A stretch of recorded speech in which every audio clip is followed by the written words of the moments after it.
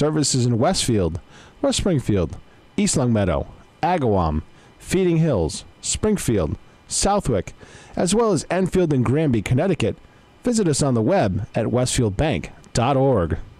We thank the generosity of our underwriters. For more information, please contact the Westfield State Foundation at 413-572-8646. Thursday morning from 6 till 8, it's Patrick Berry, owner of the Westfield News Group. Community Radio. 89.5 WSKB. Live from the campus of Westfield State University, this is 89.5 FM, WSKB, Westfield.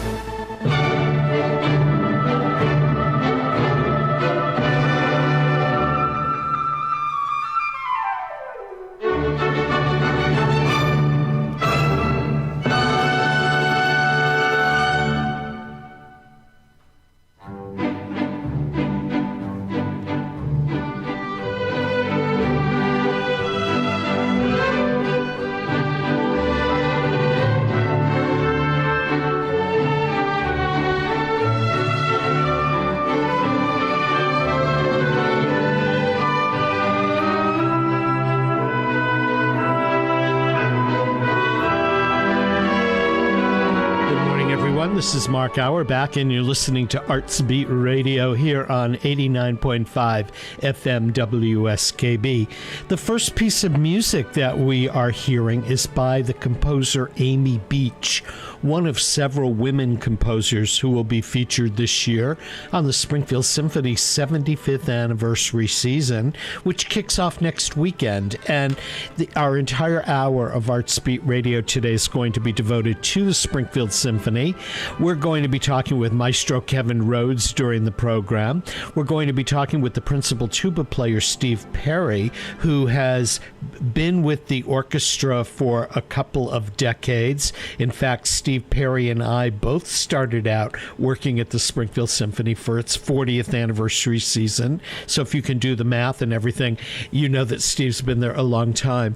And our very first guest is a nationally known composer, a two-time Grammy Award nominee who hails from Western Massachusetts. His name is Adam Schoenberg. He is a graduate of Northfield Mount Herman, which is also my alma mater in transparency. And I've got to say that his father is the composer Stephen Schoenberg. His mom is an artist, Jane Schaefer Schoenberg. And his parents and I grew up around the corner from each other as kids. I've never met Adam, but he's on the air from L.A. this morning. Good morning. Good morning. I know it's really early for you, but I wanted to ask the first question. When you were growing up, did you ever see the Springfield Symphony in performance? Oh, yeah. We went when I was a kid. My grandparents were, subscribers for a very long time. And my grandmother, Naomi, who is 90 years old, still lives in Longmeadow. I know I run into your grandmother a lot, and I hope she's listening this morning, because if she's not, I'll send her a tape of the broadcast afterwards. But what got you interested in classical music? Well, I think you already touched upon it. I grew up in a very artistic family, and as you know, my father is a fantastic composer, a renowned piano improviser, and so music was just part of my fabric growing up. We were listening to the radio and records constantly, from Mahler to Bernstein to the Beatles to Keith Jarrett to Pat Metheny to Stevie Wonder, and I think I was just influenced by so many different sounds. And truthfully, I actually avoided composing for quite a while and was more of an athlete growing up. And then when I went to Oberlin for my sophomore year, I actually transferred into the conservatory, and that is when I tell people I began to embrace my inner music nerd. You do a lot of composing for classical music and a lot of commissions for symphony orchestras. What drew you in the direction of composing for classical music as opposed to writing top 40 or songs that other artists might cover? Good question. I think probably because I grew up playing the piano at a very early age. I started playing at around 3, and I think because I was also an improviser like my father, I was just drawn to the orchestra and the instruments that live within the orchestra. And for whatever reason, I think I found the greatest form of expression for me through that medium. But, I also do a little bit of film scoring and have worked on some commercial projects, including the most unique one of recent is I co-composed the theme package for Nightline on ABC. So that is in a much different style, obviously. But I think in general, I just love the depth that the orchestra can provide, just the vibrancy of all those different colors and the weight of having 70 to 90 people on stage playing music together. Now, a lot of orchestras commission you to write music for them. What does that involve? Do they say, I need a 20-minute piece of music, or do they just give you free rein to do something? Yeah, it's incredibly free in the sense that first of all, duration is always discussed because that is part of their programming. As symphony orchestras program 1, 2, 3, 4, 5 years out in advance. And so they want to fill each program to have a first half and a second half. And so the general conversation is, this is the duration, this is their instrumentation, and every so often there may be a specific theme. But after that, you're basically on your own for a set period of time, which could be as short as 6 months, or it could be 2, 3, 4, 5 years out, just depending on what you're working on. So they might say to you, we need a piece that's composed for 8 violins and 2 trumpets and things like that, or do you have a lot of flexibility in what you compose? Well, with orchestra, there's more flexibility because you can essentially write for the standard instrumentation that orchestra has. But for example, some orchestras only have a timpani and 1 or 2 percussionists who are tenured. So if you want to write for timpani and 3 or 4 percussionists, then you have to have that negotiation because that's going to cost the orchestra more money in terms of the rehearsal process because they'll have to hire 1 or 2 substitute players. But when you have a chamber ensemble commission, it could be incredibly specific with the instrumentation because you're writing for a group or they want a certain ensemble on stage at any given moment. Now, when you see movies about composers, you generally see this photographed or this scene where they're writing a piece of music and they're putting notes to paper and furiously crumbling up one piece of paper and starting all over again. Do you actually compose that way, or do you sit at a keyboard and it goes to your computer?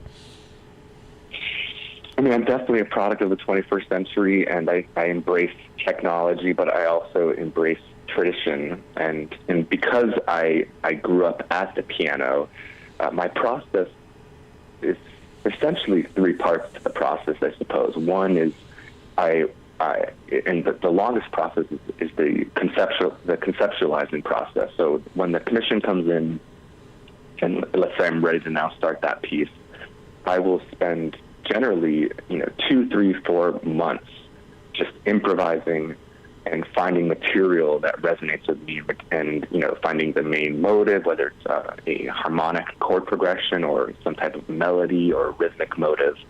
And once I generate that type of material that I believe I can later develop and turn into, ideally a more profound statement, then at that point I will either start notating by hand, or I'll go directly into a music software notating program called Finale.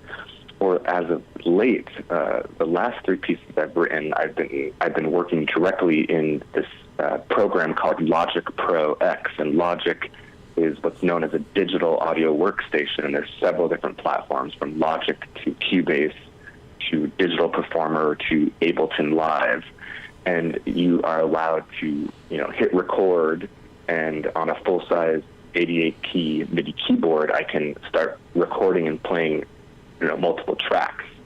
and I can write the entire composition electronically and essentially orchestrate it even electronically. And then I can take that information from Logic and import it into Finale and then orchestrate and engrave it into that program, if that makes sense.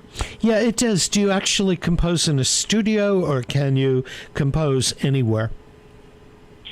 I can technically compose anywhere. I mean, I don't have perfect pitch, so I first have to get the material at the piano. But once I have that material, I can work anywhere. And when I was a grad student, I used to work in coffee shops in New York City. But now I have a studio at my house in Los Angeles, and then I teach at Occidental College in LA in the neighborhood of Eagle Rock, and I have a studio, essentially a mobile setup, so I can be at home, and then I can also plug into my office at Oxy, which also has a piano in the office, so I can work in different places. And of course, when I travel, I even work on the airplane. I know that you're not going to be able to be here in Western Massachusetts for the performance, the opening night of the Springfield Symphony. But do you often, when you work on a commission, do you actually get to sit in the rehearsal process with an orchestra and then hear it when it's first performed? 100% of the time. That's actually part of the contract, because a piece lives in your head in such a different way than how it then gets projected when actual people are playing it, and of course conductors interpreting it. And so it's incredibly important for me to be there to help bring the piece to life, and I'm always making changes during the rehearsal process at the premiere. And then, of course, even after the premiere, if there's a performance happening relatively soon, I'll immediately go in and make further revisions. It's sort of this never-ending process, but at some point in time, you have to, let go. Either accept this is how the piece is going to live, this is where you're at today as a composer, or you can, perpetually change it. Last week on our program, we had some people involved with the world premiere of a play coming to Hartford Stage. And in the course of the rehearsal period of time, the playwright was going back and revising bits of the script. Do you have that opportunity when you get into rehearsal with a new work where you hear it played and you go, wait a minute, I want to make a fix here or a fix there? Or do you pretty much have to go with what's on paper for that and then fix it afterwards? Yeah, it's really interesting you bring that up, because my wife, when we first met, she was primarily a playwright, and now she's a TV writer. And one of the things we always spoke about is that process, because as a playwright, you can write a first draft, and then you can get together with any actor, a group of actors, and have what's called a table read.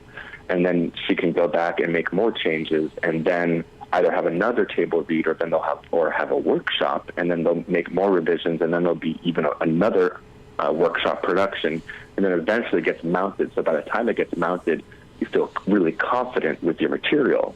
Whereas for composers, for the most part, although it's starting to change a little bit, and orchestras like the Atlanta Symphony and even the Kansas City Symphony have done this, but generally speaking, you write the piece, you contractually have to turn in the score and the parts to the librarian of the orchestra 8 weeks before the premiere, so they can get all the string parts out to the concertmaster and all the principal players, and they can make their bow markings.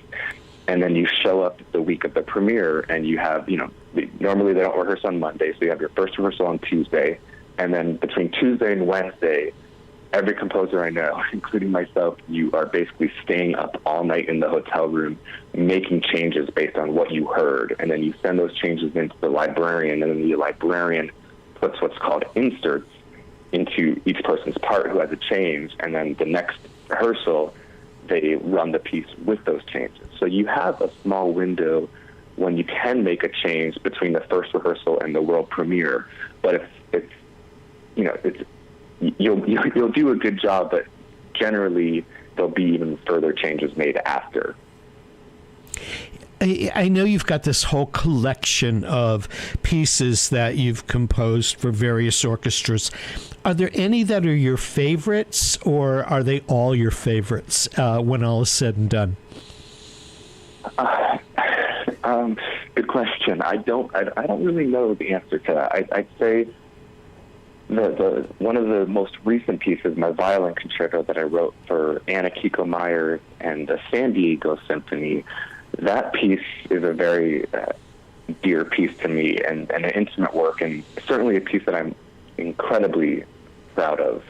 But I think in the moment when you're working on a piece, you're or at least for me, I try to write the best possible work each time. And of course, as we progress as human beings and also as artists, our craft develops, and there's a certain maturity that also begins to emerge. So, ideally, each piece I write will be better and I'll appreciate more. But yeah, there are certain pieces like Picture Studies, which was nominated for a Grammy, is definitely one of the first works that I felt extremely proud of, that from the beginning to end I stood by every single measure. But there are other pieces of mine, like Finding Roscoe, which has been played over 60 times. It's a work that people seem to like a lot, and I'm very drawn to it, but I still see issues in that piece when I hear it. But I've never gone back in to really change it. I just sort of accepted that's who I was at that time. I was still a doctoral student when I wrote it, and I'm going to leave it and move on. So, does that answer the question? Yeah. And my other question is, you've done work for television and you've composed for film. I know that you collaborated with your father on a film called Graceland, which came out about 5 years ago and made the rounds of the film festivals and got glowing notices, not only for the movie, but for the score that the two of you had created. So you're working in a lot of different genres. Can you be working in composition on more than one piece at a time, or does each piece get your total attention for a certain period of time? I have worked on two commissions simultaneously once before, and I told myself I'll never do it again, because no matter what, with each piece I write, my voice is going into those pieces, and oftentimes I'm reworking material, so it's not the exact same, but you're certainly referencing other material.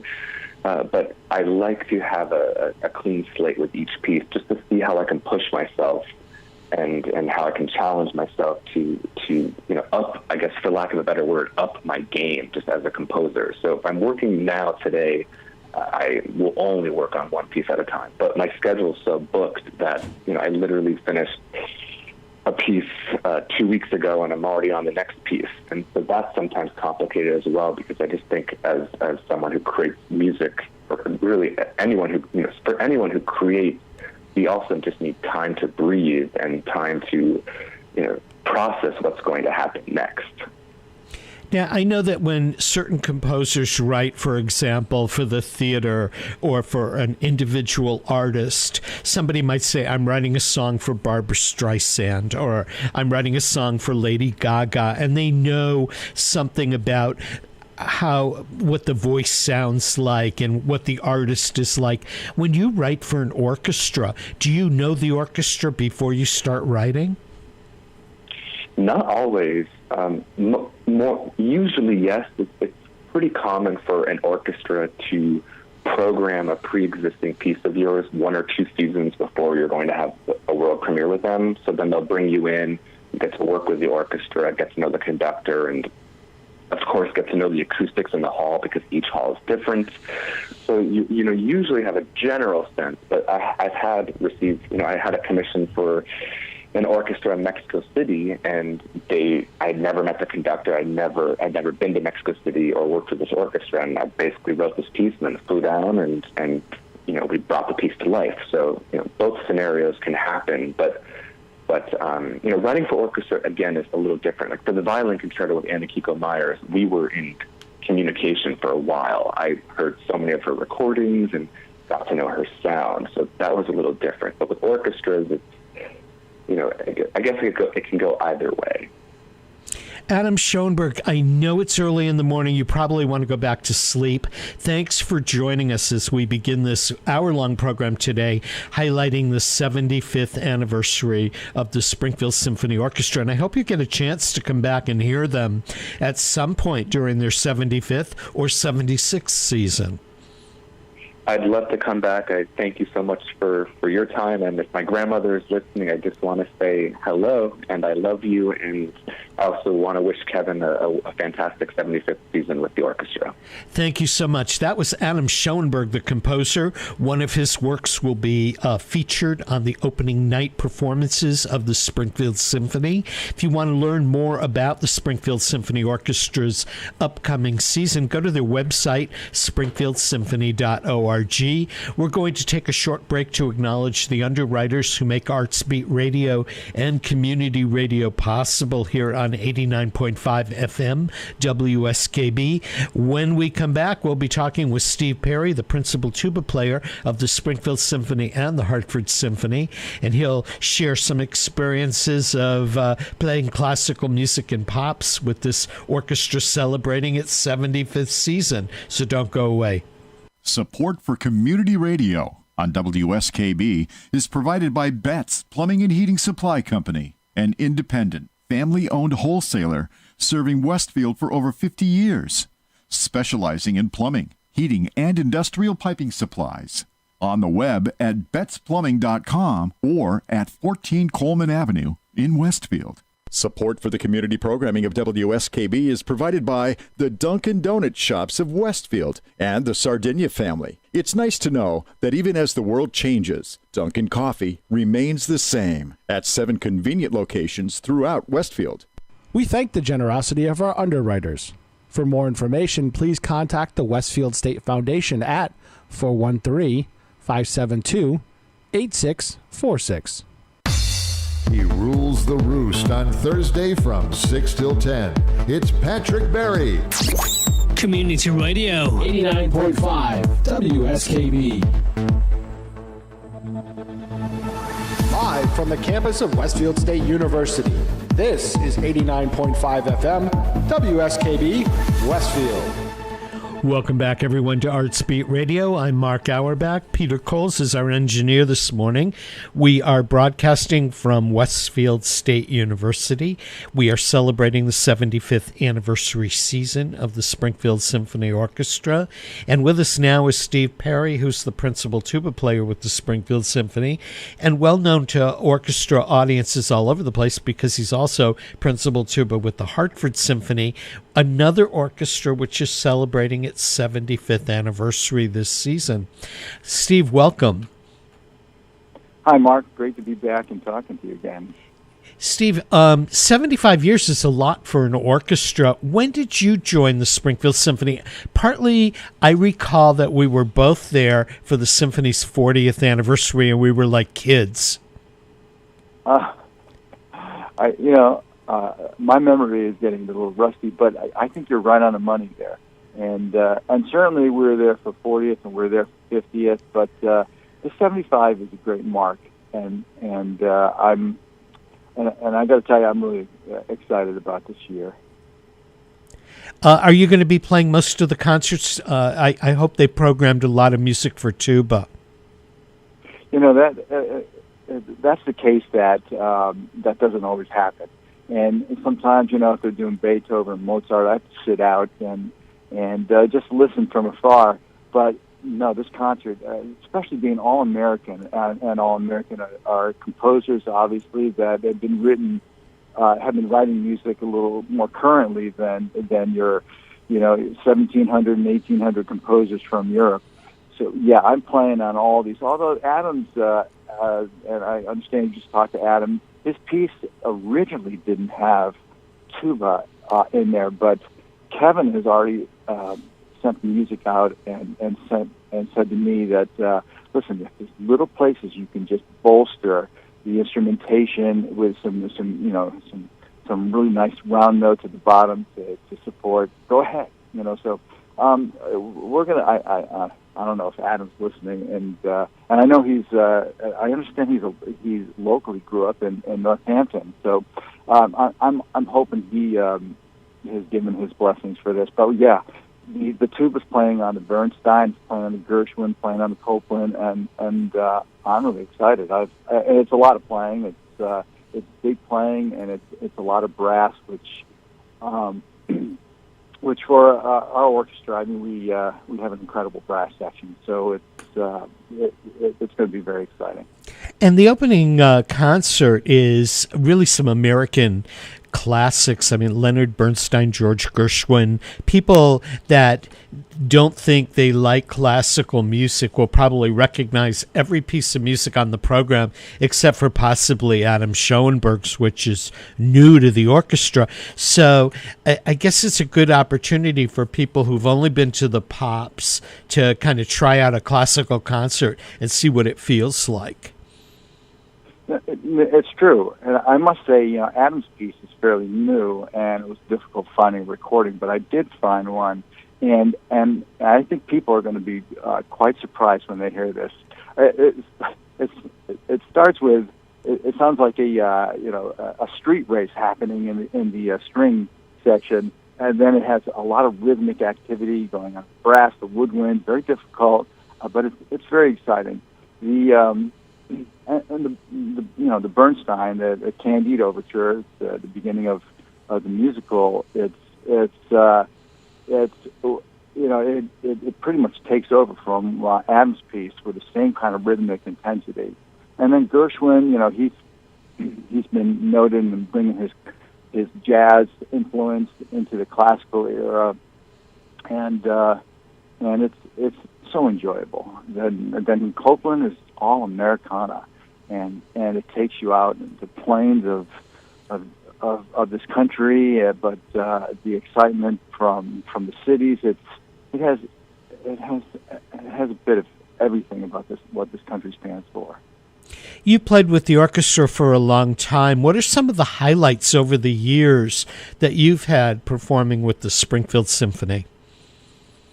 Wow, yeah, that's a good question. I mean, some of the highlights, and actually one of the biggest ones takes me back when you were part of the orchestra, and we had brought Ella Fitzgerald into our pop series, and Ella was getting on in her years. Her health wasn't as stable, so we decided to see if we can couple her involvement with a younger performer. And I remember at that time being on the Pops marketing committee with you, I'd heard about this young trumpeter out of New York City who was the real deal from everybody has been telling me. And he was not only a classical player, but really gifted in jazz.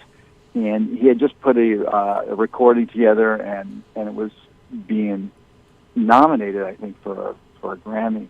Well, we went and booked him with Ella, and shortly after that, his recording got a Grammy, and so we brought in Wynton Marsalis and Ella Fitzgerald on the same concert. I mean, that was exciting. But there's been so many great moments in this in the 30+ years that I've been in, and and every season has its pearls. This season we're going to be doing Mahler's Second, and I mean, emotionally, it's hard to play that work because Mahler just grabs you, and I just sometimes have to just slap myself and say, just play the notes, because you don't want to start tearing up in the middle of a beat.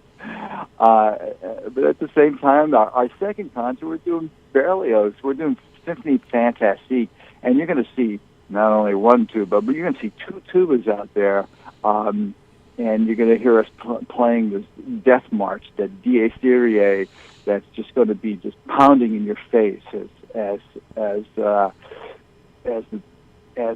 people walk to the guillotine. And the other thing about this year too is Kevin's going to be conducting two of the Pops concerts. He's doing a Broadway thing, and in fact, I believe he's going to be playing a concerto in one of those pieces, and then we're going to be we're also going to be doing we're doing a movie night as well, and that's really popular. But it's a great year, and I and every year for me has been so exciting to be part of this orchestra, especially with Kevin conducting. I think the symphony, the fact that it's around 75 years after it started, is a milestone. Culturally, we're celebrating big anniversaries of some of the regional theaters, and the symphonies preceded them. I remember when you and I came to the Springfield Symphony, there was a violinist named Faye Shapiro.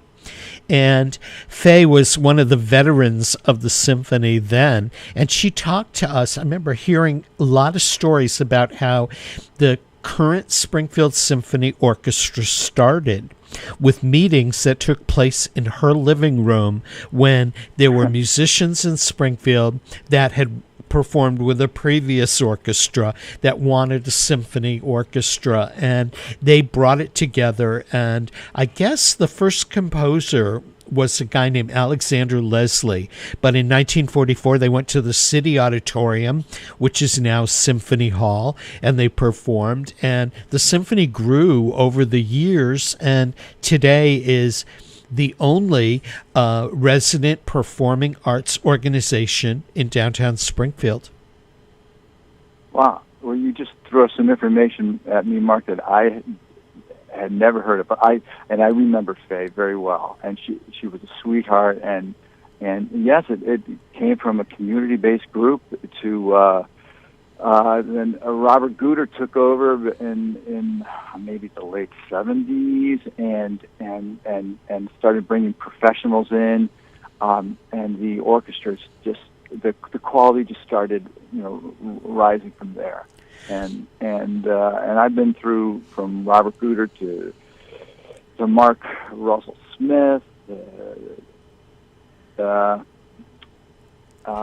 been there've been so many, but also I suspect that when we were both there, I mean the world of funding was much different, and there was government funding, state funding to take the Springfield Symphony, and you and I went out on tour with the orchestra, and the orchestra played under the auspices of New England Presentors, and it performed at University of Connecticut in Storrs and University of Maine in Orono, and we went to Burlington, Vermont, and there was a summer series at Stanley Park in Westfield, and so the symphony in its day had a lot of opportunities to perform, and has been able to maintain a performance schedule at Symphony Hall over the years with both classics and pops. Yes, it has. And, there was more funding, government funding that was supporting the arts, and that dwindled. And over time, the businesses in the area realized, listen, if we want to be able to attract people to come here and work within this community, we need to have these arts organizations that really help give quality to the surrounding areas, and so the businesses had to step up and support it. But it's for a nonprofit, as I think everybody knows, it just takes that community support, and so far we've been able to exist. I mean, that's pretty much the plight of the arts in this whole country, and the communities have had to step up. The corporations have had to do their part to keep these organizations going, because it's expensive. I mean, there's 60, 75 people on stage, and we're professionals. We put a lot of time into not only into our training, but in our daily practice to be able to deliver a product on a high end. You perform with both Hartford and Springfield Symphonies, and both, again, are celebrating their 75th anniversaries this year. You mentioned Ella Fitzgerald and Wynton Marsalis doing a performance together at Springfield Symphony Hall. Are there any other programs that you've performed in that stand out to you as milestones over the years? Well, the big orchestral works have always been just momentous occasions, whether they're Stravinsky's Rite of Spring, but the Bruckner symphonies, which are huge orchestrations. They're you're going to get 85, 90 people on stage. You're going to have horns. They're a lot more costly, but the I mean they're just they're incredible work. But going from the pops mode, I remember in Springfield we had Oscar Peterson. We've had and I must say, I got to meet him, and in fact I got to even shake Ella Fitzgerald's hand. But Dizzy Gillespie, I got to shake his hand, and they're no longer with us, except on recordings that we can listen to.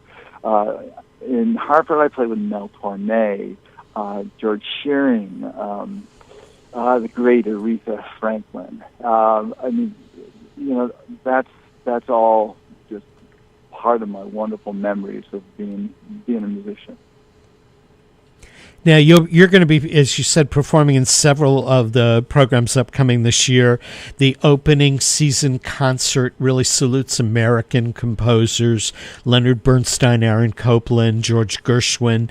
Along the way, there's a program that features women composers. We opened today's broadcast with a snippet of a work by Amy Beach, who is a composer well known within the classical music community, but the idea that one can put together programs now featuring women composers was something unheard of back in the 50s or 60s, so that's something new and exciting.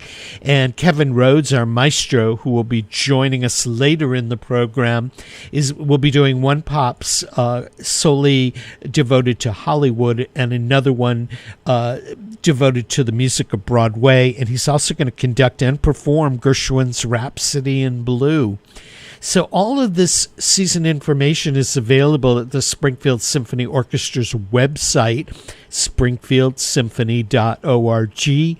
Check it out, give them a call, purchase tickets. And all of the performances are held at downtown in Springfield at Symphony Hall, and they've arranged for free parking for all of the performances, so you don't have to worry about fighting the traffic for the other concerts in town or all of the new activity down at the casino. Steve, I understand that the orchestra is being used by MGM this year for some concerts, including a Prince tribute concert that's en route to town. Are you involved with that? No, I won't be. That's going to be a little smaller orchestra, and it's going to require some doubling out of our woodwind section, I believe a small string section too. But we're excited about being a part of this new venue, and we're all hoping that it can bring more life, certainly, to downtown Springfield and also up the ante in the arts world here. We're all hopeful. So we get to see you next weekend with the opening night concerts, and you're the guy with that huge instrument in the back of the orchestra, but you always stand out. Well, thank you, Mark. I'll take that as a compliment. Well, playing-wise, I mean, when the tuba comes in, you're going to hear it. Back in the late 1700s, the tuba was never around. It didn't really start coming into play until about 1830 with Wagner introducing extending the lower instruments. But when I come in, it's usually those bigger moments, or sometimes even the softer moments with the string basses. I have to be able to blend in with them. But being a fairly large instrument, when I crank that sucker up in the air, visibly you're going to see me. Steve Perry, thanks for joining us this morning. Look forward to seeing you down at Symphony Hall this year. And we are going to take a break again to thank our underwriters and those that make programming here possible on 89.5 FM WSKB. When we come back after an underwriter break, we'll be joined by Maestro Kevin Rhodes, who will talk more about Springfield Symphony Orchestra. If you want to learn more about their upcoming concert season, springfieldsymphony.org. I'm Mark Auerbach, and you're listening to ArtsBeat Radio. Support for the community programming of WSKB is provided by Bay State Dental. Comprehensive dentistry at 14 convenient locations in Springfield, Chicopee, Longmeadow, West Springfield, Belchertown, East Longmeadow, Ludlow, Northampton, Greenfield, and Wilbraham, as well as 29 Broad Street in Westfield. Bay State Dental makes it a priority to help you achieve and maintain the healthy smile you deserve. On the web at baystatedental.com. Support for community radio on WSKB is provided by Betts Plumbing and Heating Supply Company, an independent, family-owned wholesaler serving Westfield for over 50 years, specializing in plumbing, heating, and industrial piping supplies. On the web at bettsplumbing.com or at 14 Coleman Avenue in Westfield. Underwriting for the community programming of WSKB is provided by the Boys and Girls Club of Greater Westfield, serving the youth of the Whip City and surrounding communities since 1969. For more information on the Great Futures Club for ages 3 to 5, happening weekdays, and the Club Teen Center for ages 11 and older, weekdays from 6:30 till 8 p.m., go online at bcgwestfield.org or visit the club at 28 West Silver Street. The Boys and Girls Club of Greater Westfield. Great futures start here. We thank the generosity of our underwriters. For more information, please contact the Westfield State Foundation at 413-572-8646. Wednesday mornings from 6 till 8, it's Tina Gorman with Wake Up Wednesday.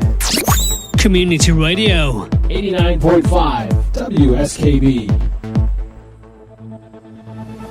Live from the campus of Westfield State University, this is 89.5 FM WSKB Westfield. Welcome back, everyone. Mark Hour back here on Arts Beat Radio on 89.5 FM WSKB. We were talking about the Springfield Symphony. Our entire program today is devoted to that. And again, some of the programs that you're going to hear this season include orchestra masterpieces like Scheherazade, the Symphonie Fantastique, and an entire program devoted to women composers. There's going to be a Broadway Pops, a Hollywood Pops, and also the annual Christmas Pops. The opening night performances are next weekend on Saturday the 22nd with Maestro Kevin Rhodes conducting the orchestra. They'll be doing new work by Adam Schoenberg, who is a locally grown composer from the area, and they'll be doing works by George Gershwin. They'll be doing works by Aaron Copland, and of course Leonard Bernstein, whose centennial takes place this year. He was celebrated quite widely at Tanglewood this summer, where he had a long ongoing association. Barrington Stage did a revival of his musical West Side Story, which of course is quite exciting and well known. And next Friday on Arts Beat Radio, we're going up to the Berkshire Theater Group, where Eric Hill is directing Pirandello's rarely performed classic Naked. We'll be talking with husband and wife actors James Barry and Tara Franklin, who are both co-starring in Naked, and they're going to talk about their careers and the opportunity they have to work together under the direction of Eric Hill. And now on the line we have Kevin Rhodes, the maestro of the Springfield Symphony Orchestra, which again is celebrating its 75th anniversary season. How are you, Kevin? I am good. How are you? I am doing great, thanks. We've been talking with Adam Schoenberg, the composer, and we've also talked with Steve Perry. So we've got a little bit of an insight on what you've got planned for the upcoming season, but why don't you share some of the works that are most exciting to you? On the over the course of the upcoming season. Yes, the one that starts next week. The one that starts next week. Great. Well, I would say certainly at the. It's like saying which child is your favorite. You don't want to diminish the other ones. But Mahler's Second Symphony, which we'll be playing in April, would certainly be at the top of anybody's list. This is his Second Symphony. It has the subtitle, "The Resurrection," and it is it deals with the whole resurrection story and the music.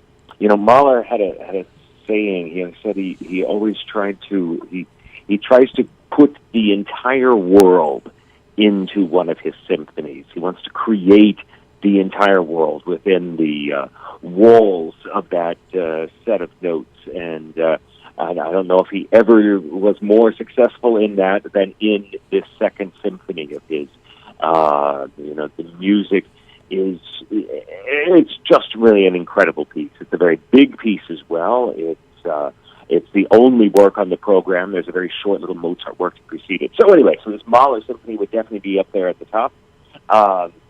On our the first two cuts of the season have two major works for me that are really always big go-to works: the Copland Third Symphony and Berlioz Symphonie Fantastique. Those are always two highlights anytime we get a chance to do those. You've combined some really great classical works and some works that are kind of crossover works, like certainly anything by Gershwin or Bernstein or Copland, that people that only go to the pops or don't think they like classical music are going to recognize and appreciate. You're also doing something which I just can't comprehend, and that's conducting Rhapsody in Blue and soloing in Rhapsody in Blue at the same time. Have you ever done that before? Oh, yeah. Oh, my gosh. This is an old circus trick of mine, if you'll pardon the expression, that I actually started doing back in college when I was an undergraduate, was when I started playing and conducting Rhapsody in Blue. I haven't done it now in a few years, but yeah. Like I say, I call it my old circus trick because it's kind of athletic, and it's a little bit like walking the high wire. So anyway. So who wins out? Who wins out when you do that? Is it the keyboard soloist Kevin Rhodes or the maestro Kevin Rhodes? Who gets the final say in how that gets put together? Oh, wow. Well, I guess I will say, when you conduct Rhapsody in Blue as a conductor, and I think I've only, let me think about this. I've actually only conducted it with someone else playing once in my entire life, but I myself have conducted and played it probably maybe a dozen times. Anyway, so the thing about when I'm conducting and when I'm playing the piece is that all those times where the piano was playing for a whole long time and you're waiting to bring the orchestra in on the next cue, I have something to do, so that's good. You programmed a concert featuring women composers.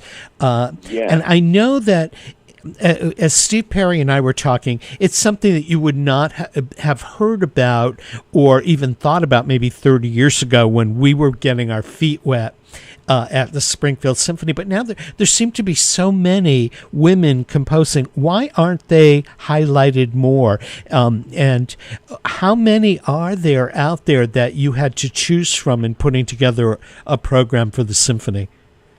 Well, that's really the thing is that, say 30 years ago, back when I was in school, I can use my own school experiences as a little microcosm of all of this. Among all of the folks who were in the composition department, who were studying composition, who were composing, there was, I remember, this one singular woman during that entire time between both schools I went to. And, so it's a field, and, why and wherefore, that's a whole different discussion, but it's just dealing with the facts, just the facts, man. As we used to say on Dragnet, there just have become so many more women involved in composing, and so now when you start to review, and this is how it all began, is that I was reviewing works that have been played, that have been written, let's say, in the last 25 years, because I wanted to have this balance throughout the season. Mostly the greatest hits of the symphonic repertoire that everyone knows and loves, we play the hit sort of season. But then I wanted to balance that with works that have been written in the past 25 years by Americans. And so it was in the process of digging through those works that it really just became apparent to me, well, that okay, we have a few women composers that have been around for many decades now, but for the most part, they've come along in this younger generation. So looking through all these works and listening to the works, it became clear to me that we have now a real balance between male and female composers, and I wanted to highlight that. And because I was trying to decide, and there were just so many pieces there that were interesting from different ones to do, I said, I know what I'm going to do. I'm going to take half of a concert, and I'm going to play several works by several different composers, and then we will have several more coming then throughout the rest of the season, and sort of put a little bit of a focus on that. So we start with a work by sort of the grandmother of American women composers. Amy Beach is her name. She's a 19th century composer, fantastic composer. And then we move on to Joan Tower and Joan Higdon, and later on Augusta Thomas Reed, and there's a couple more in there as well. I'm not looking at the program in front of me as I sit here talking to you today. So it's going to be a fascinating thing, and just to make a point of the history of this. And I'm juxtaposing that on that first time we play some of their works with the piece Scheherazade, which is the story of the slave who told the 1,001 Arabian Nights that we all know. So it's kind of this, past and present and future, so to speak. How long ago did you start putting together this 75th anniversary season? Were there things on your mind 5 years ago? You've been with the orchestra a while. You know them very well. How did you construct the season? Well, several things I knew I would do in this year for quite some time. I knew we'd bring the Copland Third Symphony. That's because this masterpiece is really the greatest American symphony that's ever been written, and it really is an amazing work. And many people will know, and particularly right here in this time, with the time of year, and by that I mean not too long after September 11th, the Fanfare for the Common Man by Aaron Copland. And this work was written during World War II as part of a whole series of fanfares that the State Department commissioned from various composers, and join the war effort. We will win this thing. They're very. And the one by Copland, which everyone knows, it's a very noble, it's a very hopeful sort of work.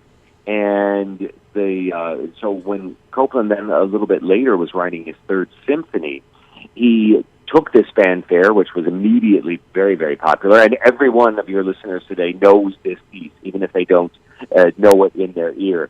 Maybe even Peter can pull it up to play us out. Anyway, he used this piece as the whole basis for the big finale of the symphony.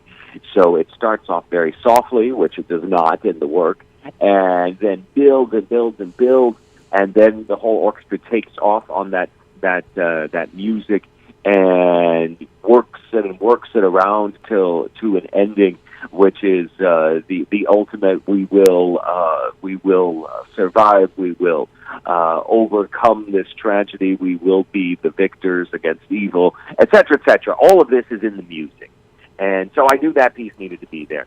I also knew that I wanted to bring the Mahler 2 that I already spoke of. On the very first concert of the Springfield Orchestra, there was Dvorak's New World Symphony. So I knew Dvorak's New World Symphony would be on our last concert of the season.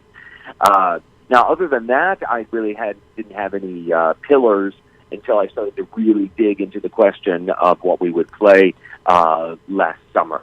And, because just didn't know what else would happen before we started putting music together. Maybe some piece we would have played last year or something. Anyway, so I started started working on that last summer, and then through the fall, then we worked on putting all the details together, and so that's how it all comes to be. That's how it all comes to be. And you've got a very busy year for you ahead, not only conducting and being music director here at the Springfield Symphony as it turns 75, but also the Traverse Michigan Symphony and the Pro Art Chamber Orchestra. And we are opening the Traverse season this weekend, as a matter of fact, tomorrow night. And you've got a big thing happening in Europe later on this fall where you will be conducting a new production of Delibes' ballet Sylvia with the Vienna State Opera Ballet. That's got to be very exciting for you.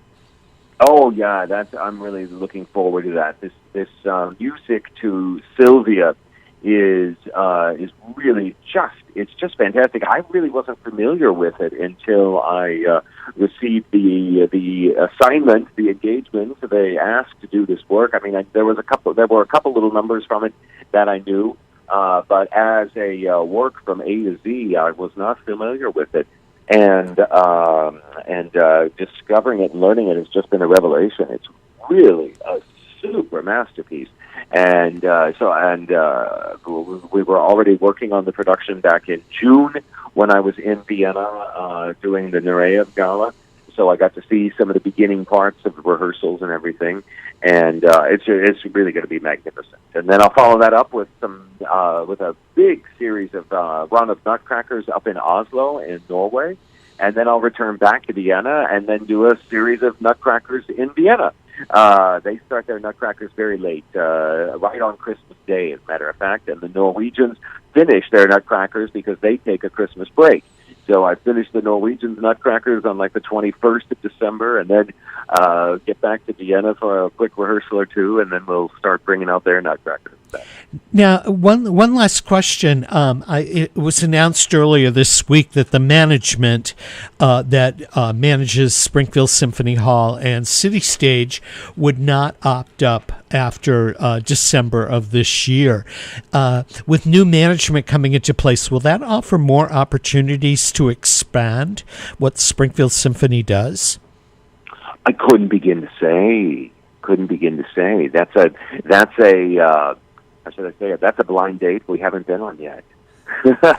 but with the arrival of MGM, they've contracted members of the symphony, for example, to do that Prince tribute concert. So they didn't contract. Excuse me. They contracted the symphony.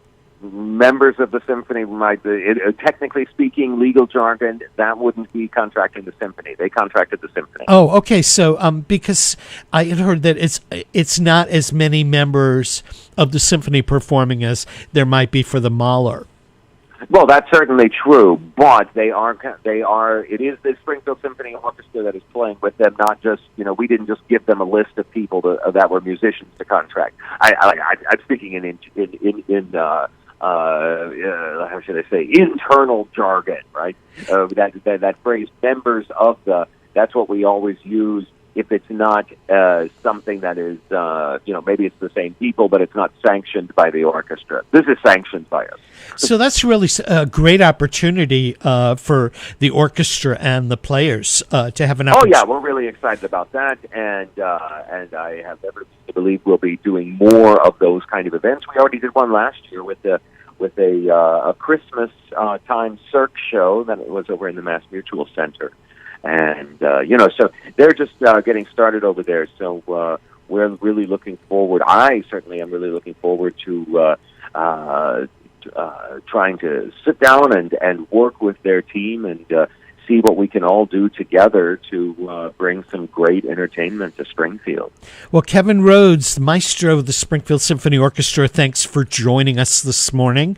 Thank you so much. For the entire hour, we've been talking Springfield Symphony, and if you want to learn more about their season, springfieldsymphony.org online or 413-733-2291 to reach their box office directly.